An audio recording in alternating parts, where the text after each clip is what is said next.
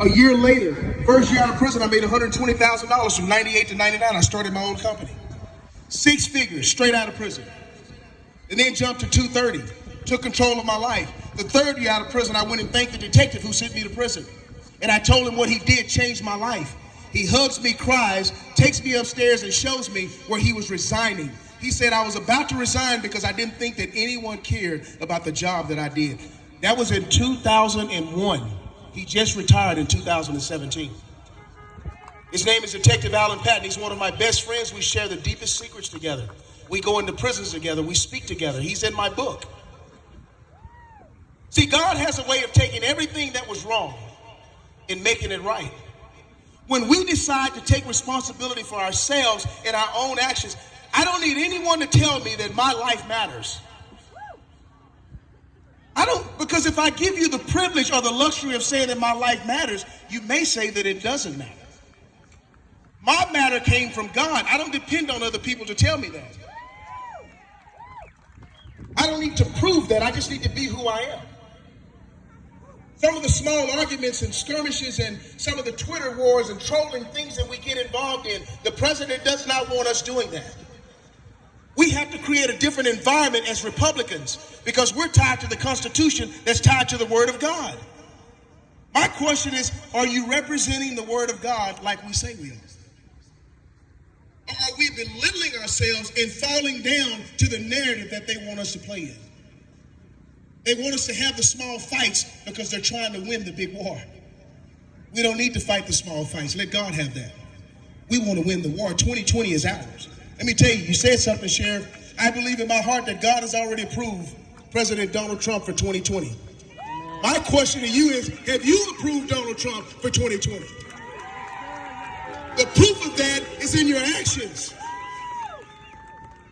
So for the next 20 years, up until this point, I've worked hard. I was a Democrat. Because in the minority communities, which, by the way, President Trump relieved historically black colleges of $322 million of debt. Did you guys know that? He signed a Senate bill that forever funded them. I went deeper than that. It wasn't enough for me. I wanted to know my history. I needed to learn about Abraham Lincoln and George Washington. And I soon learned that George Washington, our founding father, had 2 black men that fought with him in his general council, free black men.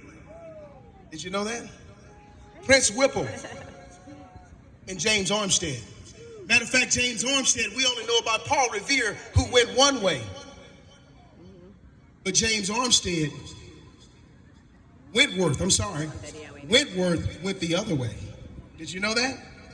Matter of fact, James Armstead was the first double spy in the United States of America. He went to the British and said, George Washington and the Americans are treating us bad. Benedict Arnold said, well, why don't you come over with us? And everything I share with you, I hope you're Googling.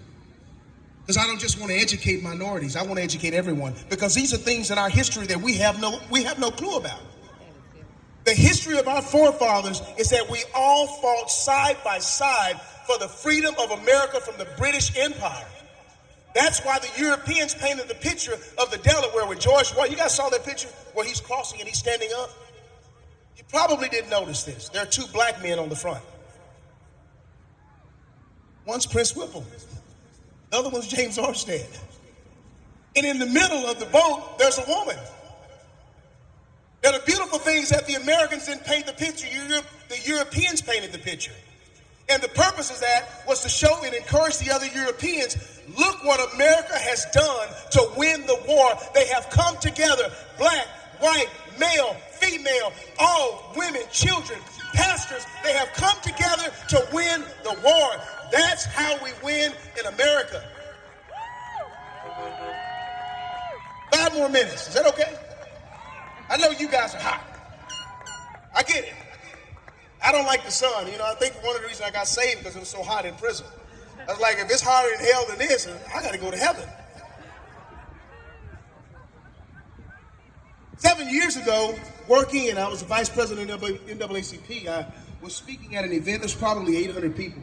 Of course, you know, there was all black people, right?